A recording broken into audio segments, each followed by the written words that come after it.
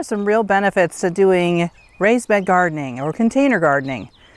And today I'd like to discuss those benefits along with a few drawbacks so you're well informed when you decide what you're going to do with your garden this year.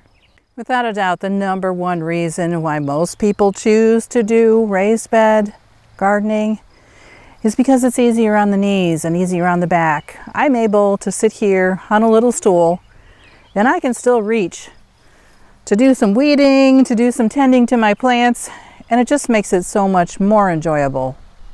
Now these flower boxes are meant to be functional. I haven't really done much to make them beautiful, no stain, no paint, but there are quite a few setups that I've seen that I just have to say, wow, that's really gorgeous. So there is another reason why you might want to do raised bed gardening, because it just looks beautiful. These are two of my newest garden beds. My husband made these boxes the other day and we spent a day putting compost in them and getting them ready to plant. I was able to plant some perennial flowers in here. And the reason I wanted them for perennial flowers is I can protect them. My husband doesn't know a flower from a weed. And there's many of these that don't look like much until they flower. So I can't fault him for not knowing what they are, but by putting them in these boxes, I can protect them. Strawberries do well in containers.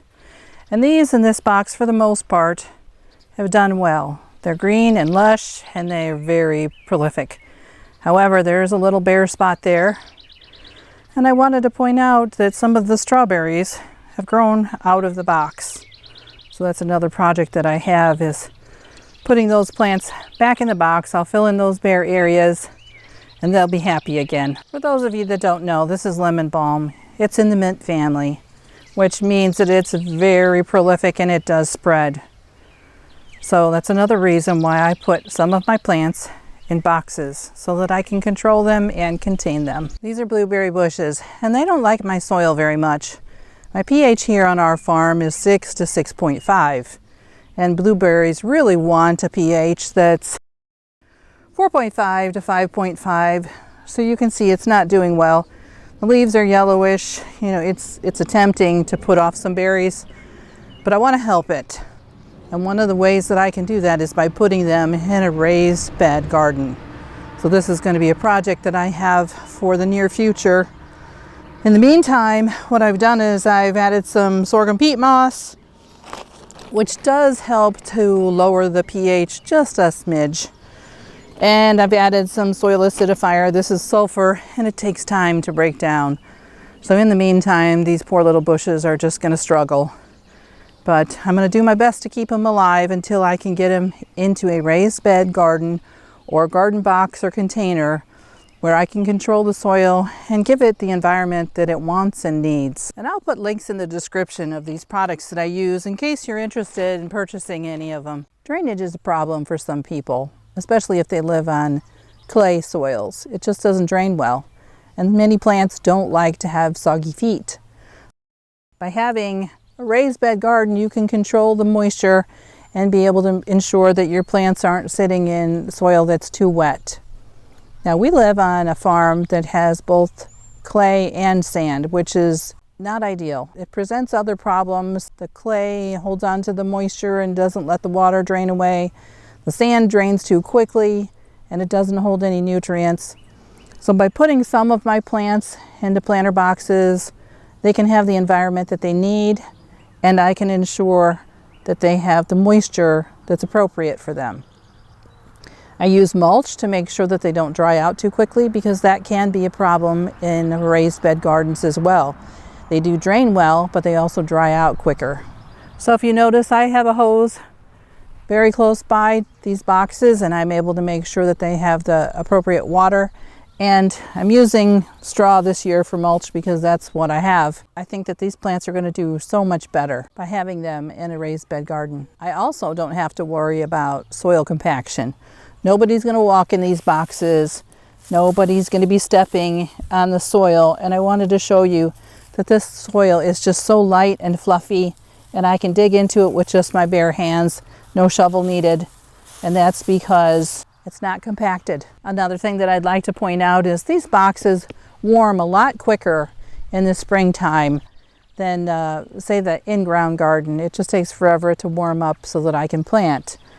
But conversely, you also have to be very careful because on a really hot summer day, these things will dry out much quicker and require much more watering and attention. Another thing I wanted to point out is that I can put so much more into these garden boxes because I can grow both vertically and horizontally.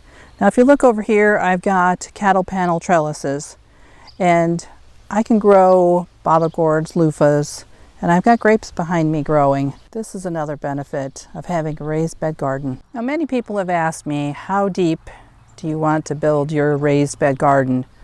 For me, 8 to 12 inches is sufficient for what I'm doing and what I want to do. It makes it easily accessible for me to be on my kneeler and be able to weed these, or I can sit on a little chair and also be able to work in this garden. Now I've seen some beautiful planters that are waist high, and that's wonderful for people that have back problems or knee problems. It allows them to continue to garden, and they look just beautiful. So do what you need to do to be able to continue gardening. Now let's get to some downfalls of raised bed gardens. These did cost a little bit of money.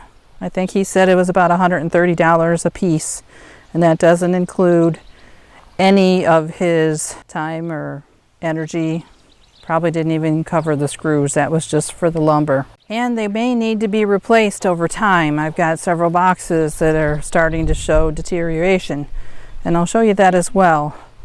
Now, not that he can't repair these, but it's just a matter of time, and these boxes are going to need to be replaced.